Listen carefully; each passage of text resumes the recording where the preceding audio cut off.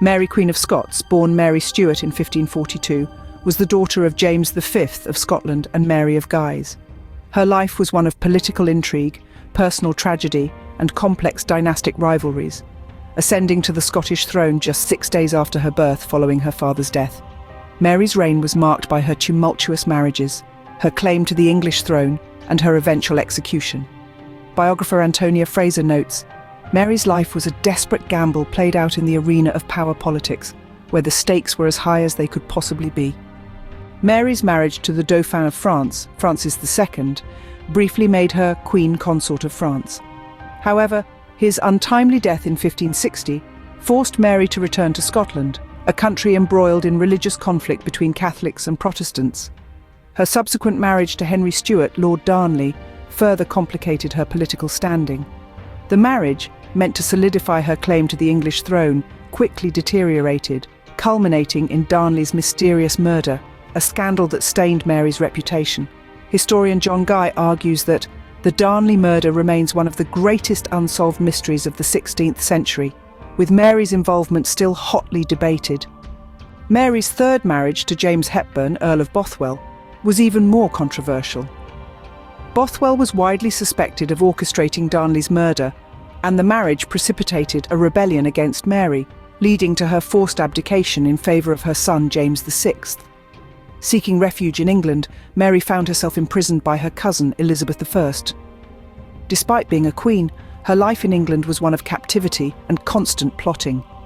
Biographer Jenny Warmold states, Mary's captivity was a slow march towards death, marked by conspiracies and unending hope for freedom. Mary, Queen of Scots' imprisonment was marked by several lesser-known facts that illuminate the complexity of her captivity. Initially, she was kept in relatively comfortable conditions, residing in various castles such as Bolton Castle and Sheffield Castle, where she maintained a household and had access to certain luxuries like gardens and hunting grounds. Despite being a prisoner, Mary engaged in extensive political correspondence, often using secret codes to communicate with supporters and plot her escape or involvement in conspiracies against Elizabeth I. Her captivity was not static. She was moved frequently, which historians like Jenny Wormold argue was a strategy to prevent any single location from becoming a focal point for rescue attempts.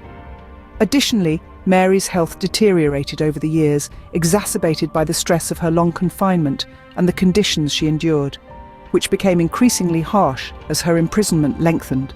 This intricate period of her life is crucial to understanding the relentless political maneuvers and personal struggles she faced during her years in captivity.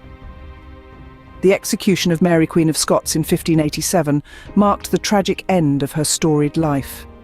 Accused of complicity in the Babington plot to assassinate Elizabeth I, Mary was sentenced to death. Her execution was a poignant moment in history, symbolising the brutal power struggles of the time.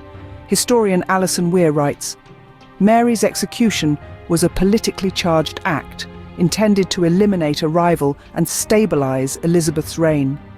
This event left an indelible mark on the relationship between England and Scotland and shaped the future of both nations. In today's world, Mary, Queen of Scots remains a figure of enduring fascination. Her life has inspired numerous books, films, and television series, reflecting ongoing interest in her story. Modern interpretations often focus on her as a tragic heroine and a victim of her circumstances. This ongoing fascination underscores her relevance as her life story continues to captivate audiences and prompt reflection on themes of power, betrayal, and female leadership. Historian Kate Williams, author of Rival Queens, The Betrayal of Mary, Queen of Scots, notes, Mary's story resonates today as a powerful narrative of resilience and tragedy. Historian John Guy, in his book Queen of Scots, The True Life of Mary Stuart, describes her as a woman of great intellectual and personal capacity, yet one who was ill-equipped to deal with the brutal politics of the day. Meanwhile, biographer Antonia Fraser paints a picture of a queen who was passionate, courageous, but fatally impulsive. Her enduring appeal has transcended the confines of history and found a place in popular culture. The story of Mary, Queen of Scots has been adapted into countless novels, movies, and TV shows. These adaptations, while varying in their interpretation, keep the essence of her character intact, a woman of immense courage, grappling with the tumultuous politics of her time. The 2018 movie, Mary, Queen of Scots, for instance, portrays her as a strong, determined woman fighting for her rights in a man's world. In contrast, the TV series Reign takes a more romanticized approach, focusing on her youth and personal relationships.